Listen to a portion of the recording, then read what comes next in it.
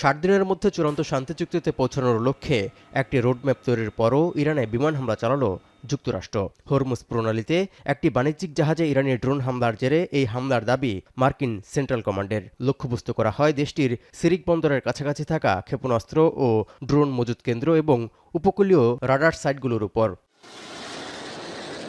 এদিকে বাণিজ্যিক জাহাজে হামলার দায় স্বীকার করেনি ইরান। তেহরানের দাবি, সমঝোতা স্মারকে সইয়ের পর স্থায়ী শান্তির লক্ষ্যে কূটনৈতিক প্রচেষ্টার মধ্যে তাদের দেশে মার্কিন হামলা যুদ্ধবিরতি লঙ্ঘনের শামিল, আর তাই অঞ্চলটিতে থাকা মার্কিন লক্ষ্যবস্তুতে পাল্টা হামলার দাবিও করছে আইআরজিসি।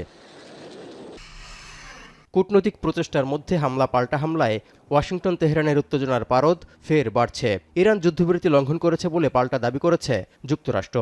এমনকি সহিংসতার জবাব সহিংসতার মধ্য দিয়েই দেয়া হবে বলে কড়া হুঁশিয়ারি দিয়েছেন মার্কিন vice president JD Vance.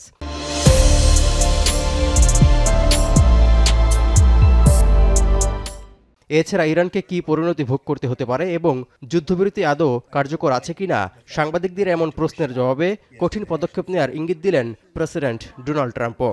An allied ship, but a very expensive ship, and it was fine, but it took a little beating. They shouldn't be doing that, so you'll find out. এদিকে ইরানে হামলা চালানোর পর মার্কিন president Donald ট্রাম্পের দোষারোপের খেলা এখন আর কাজ করবে না বলে মন্তব্য করেছেন ইরানের জাতীয় নিরাপত্তা কমিটির প্রধান ইব্রাহিম আজিজি। এমনকি এর মধ্য দিয়ে আলোচনা বা যুদ্ধবিরতি নীতির প্রতি ট্রাম্পের দায়বদ্ধতা না থাকার প্রমাণ স্পষ্ট হয়েছে বলেও বিবেচনায় নিয়েছে তেহরান।